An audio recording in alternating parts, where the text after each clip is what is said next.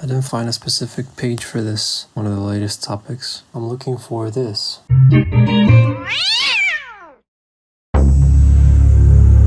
It's used when handling birds, for the bird to land on your arm, but since their claws are really sharp, I guess, you need to wear a protective gauntlet, apparently. It's just for protection, I guess. There it is. Falconry is the hunting of wild animals in their natural state and habitat by means of trained bird of prey. Small animals are hunted. Squirrels and rabbits often fall prey to these birds. Two traditional terms are used to describe a person involved in falconry. A falconer flies a falcon, and an ostringer, Old French origin, keeps goshawk, and uses accipiters for hunting. Accipiter, some buetos and similar. Okay, so birds similar to hawks. Raptors, or an eagle, aquila or similar. Most of these might be, I was gonna say brands.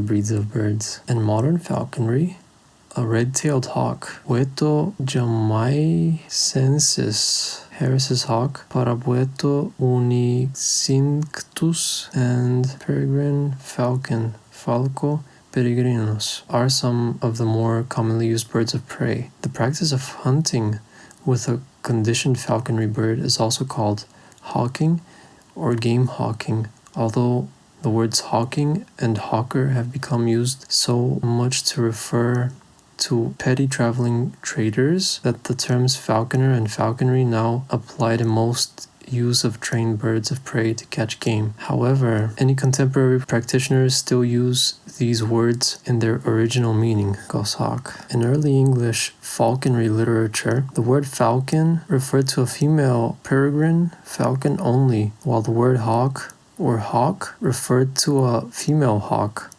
A male hawk or falcon was referred to as a tiercel, sometimes spelled tercel, as it was roughly 1/3 less than the female in size.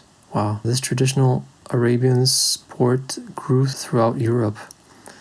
Falconry is also an icon of Arabian culture. Okay.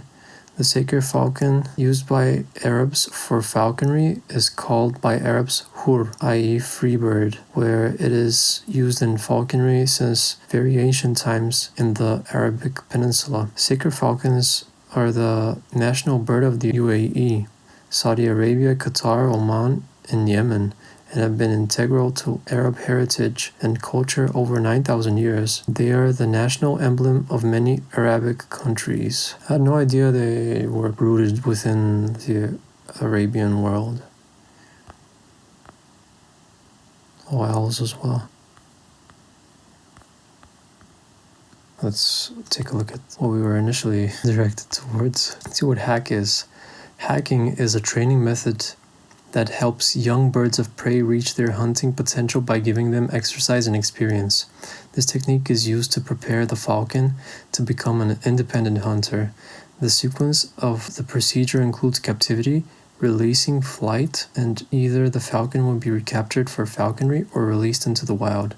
This has also been adapted to other raptor species to preserve the population. Generally, falconers agree that hacked falcons are better and more preferred in the field. Hacking is beneficial not only for the falconers, but for the bird itself and the species. However, there are some criticism and restrictions that come along with this method.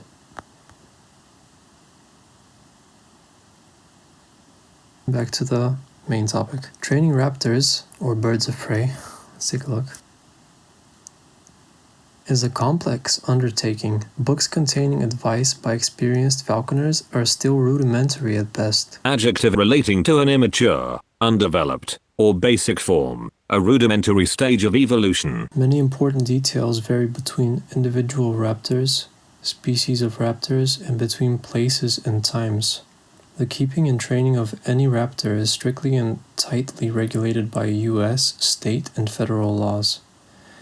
As far as it concerns the US, anyone in the USA who is interested in flying raptors must seek out a state and federally licensed falconer to sponsor them through an apprenticeship period lasting 2 years at a minimum, and often considerably longer.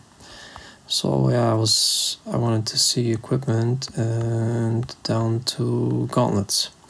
Gauntlets or gloves are used by the falconer to turn the arm into a subtle perching surface. Perching is the bird landing on your hand. Falconry gloves may only cover the fist and wrist, while gauntlets for larger species extend to the elbow.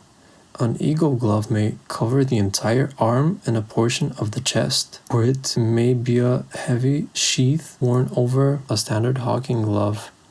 The glove will have to be replaced with wear, especially if it's leather. If it's like the army gauntlets made out of metallic chains, like the chainmail thing, yeah, he's eating a bird. And then you get it to hop to the fist. And then eventually to fly to the fist on a leash. And then eventually you have them free fly to the fist, where you have food on your fist. And then from there, depending on the species and the type of hunting, it's going to branch out. Maybe you're walking around with them and you want them to hunt like a goshawk. Or maybe you want them to follow along tree to tree and you flush prey towards them. Or if it's a falcon, in most cases, you're teaching the falcon to circle way up above and then you or your dogs flush up prey and they dive down and catch it.